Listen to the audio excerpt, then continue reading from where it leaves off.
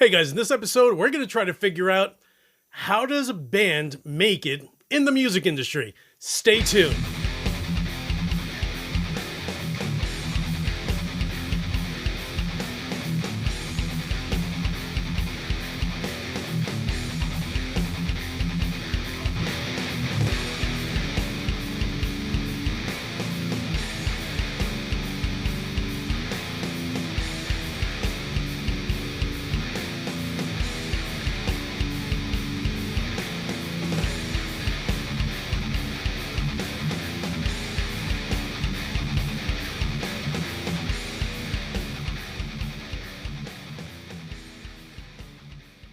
What is up, you guys? It's your boy, Louis Torres, and, here's one question that musicians, bands, regardless of where they are on this planet, the one big question that everyone always asks is, what does it take to become a band that has a huge following? Your guess is as good as mine, right? But the one thing that I kind of have found throughout the years that's very consistent with bands that are popular is those bands have been around for years. So I've always figured, as long as you write decent music, your fan base will just inevitably increase. It's like anything, it's like having a new job. You're going to be awful at first. You're going to suck. But then you're going to slowly but surely get better, and you'll eventually become an expert at it, right? So if you're going to be a professional musician who's in a band and that's your career, you would understand, or at least have to realize, that you have to put the time in, right? What's the average? 10,000 hours before anyone is considered to be an expert in anything they do. So, have you put in the 10,000 hours that it takes? If you have, has your band put in the 10,000 hours it needs to get to that level? So, what does it take? A lot of arguing, a lot of apologizing to different band members. Sometimes you got to kick people off because you just don't get along and it's time for them to, skedaddle. But, regardless of the bands that I've grown up with, it's, perfect example is Life of Agony. Their songs are great, but they're such a popular band because they've been around since, do I even say the late 80s? I mean, I don't remember them necessarily in the late 80s. I remember them definitely in the early 90s. So I don't know if that's kind of when things took off. And then, of course, Mike Palmieri ended up leaving the band. And, they had their own little shifting. Then you had bands like Biohazard that did start in the 80s and put in their time and eventually made it and were this huge touring band. But where do you see them today? You don't. And that's because they broke up. But then here's Life of Agony, and Mina kind of had her own shift, but they're still around. It's the same thing. I was talking to Johnny Eggs the other day. Actually, it was a few weeks ago, but I remember even thinking of him, and I'm just like, Sheer Terror's been around since the 80s, and they still have a huge following, a huge fan base, because they've been around for over 30 years. Keep that in mind. So I kind of find that the bands that come and go are usually the bands that just happen to strike it rich. Perfect example, if you guys remember Silverchair, when we were younger, here's a band, I think at the time, they were all like 15 and 16-year-old kids, and they hit it, but they hit it so far out of the ballpark that everyone was staring at the ball and eventually forgot about the band. So, they came, they went. Lots of other bands, unfortunately, did the same thing just because music genre wasn't there, Extreme, Warrant, to name a few bands, Lynch Mob. I mean, so many bands from 30 plus years ago, even the few that still kind of play from time to time, they just took off for so many years that their only fan base are guys that are in their mid 40s and mid 50s and early 60s. Like, it's the gray haired crew that's there. And of course, I'm a part of that crew. So, no disrespect at all. But you have to understand that if you're going to be in a band that eventually does really well, you have to cut into all of these new genres. These new generations of listeners, of fans. I think it's real interesting. I was talking to this one guitarist who is, I guess he's like 21, and he was telling me that he grew up listening to Sepultura, listening to all these heavy bands from the late 80s, early 90s, and that's because that's what his dad listened to. But then those are the fans that once, if he's 21, he's been listening to them listening to heavy music since he was, let's call it 5 at an early recollection of music, and then got into all these different bands that he liked.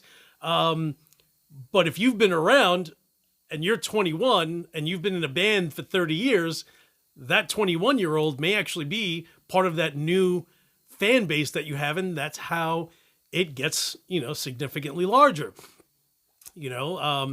Even talking to a few musicians, that are professional, that have toured the planet so many times over, and they're still together, and they've been together for 30 years, 25 years, 20 plus years.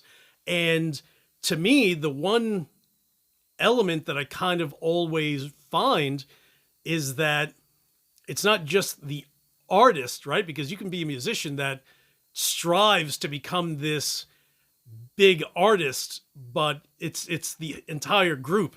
It's the entire band as a unit that moves forward and tries their best to build a new fan base, to build more fans, to have new fans, to bring back some of the old fans. And then 10 years from now, they have that many more.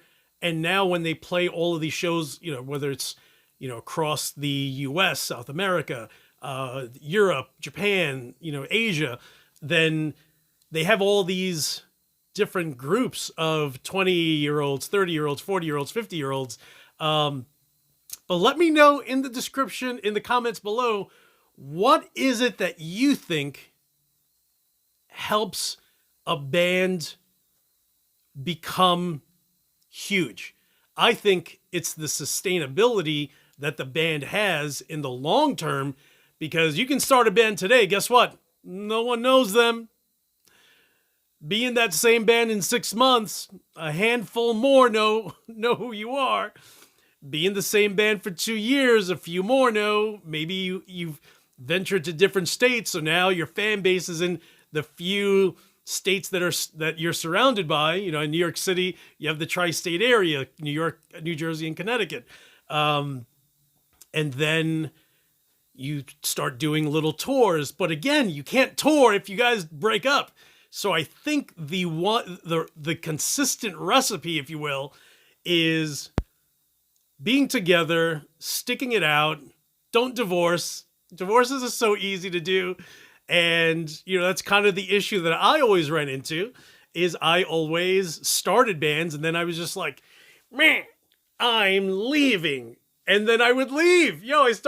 I've been in so many bands that did really well, and people are just like, you were in that band? I'm like, in that band. I started that band. That band was all made up of other bands that I had started, and then got all of them all together again, and then they made it big. And they're like, oh, I didn't even know you were in the band. I'm like, I know, because I left before they got big. Because Crazy Lou, man.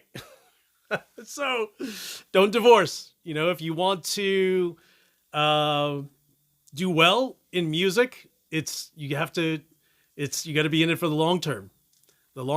And and it's a marathon. It's a slow grind in the same direction, and that's it. So I think, I think for the most part, it's like anything in life, right? Those that never really make it are the ones that give up before they get to the finish line. So just make sure that you focus on the big prize, stay at it, keep going. I've talked to so many professional musicians, guys that have been in bands that you've heard of for the last 30 years.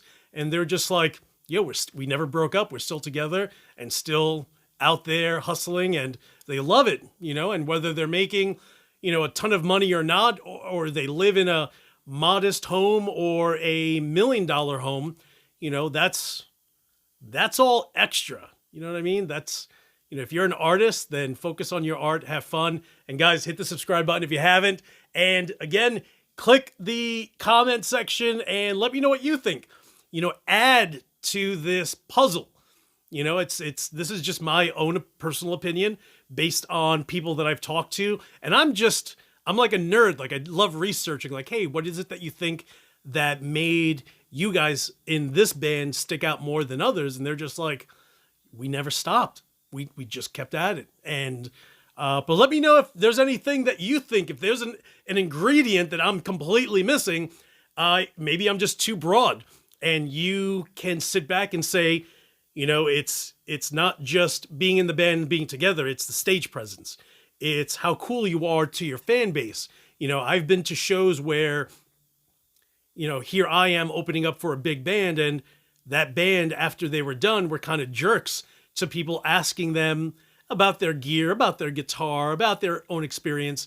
Years ago, I bumped into Moby, and super amazing experience. And I was at the John Street Bar in Manhattan, and I worked on Wall Street at the time. So of course I'm dressed up with my suit, and I'm at the bar with my buddy Anthony, and all I hear is, "Oh my God, Moby!" And it was this one girl who was completely just drunk beyond belief.